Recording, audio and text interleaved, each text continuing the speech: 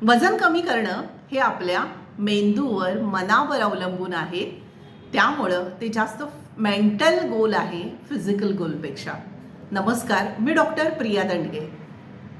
आपल्यापैकी बऱ्याच जणांना हे माहिती आहे किंवा हे जाणवलेलं आहे की जेव्हा आपण दुःखी असतो, एकटे असतो, जेव्हा आपण स्ट्रेसमध्ये असतो तेव्हा जास्त खातो. इमोशनल ईटिंग, बिंज ईटिंग असं त्याला म्हणतात. आणि अशा वेळी ते खात असताना आपण हाय कॅलरी फूड जास्त खातो, गोड खातो, तळलेलं खातो, ज्यामध्ये खूप फॅट्स आहेत, असे pizza, burger, French fries, cold drinks असं खूप खातो.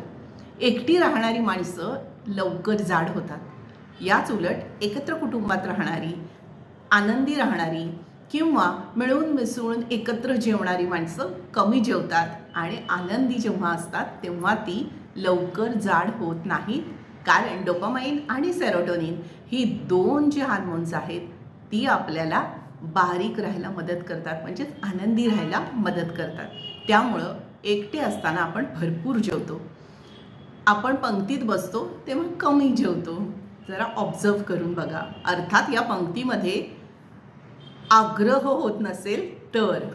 पण एकूण काय की आनंदी माणसं ही जास्त हेल्दी असतात.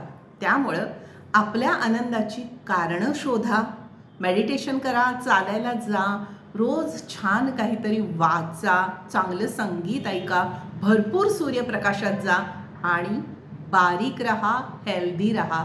या आणि अशाच टिप्ससाठी मला फॉलो करत राहा डॉक्टर प्रिया स्नेह क्लिनिक या यूट्यूब चॅनलवर. धन्यवाद.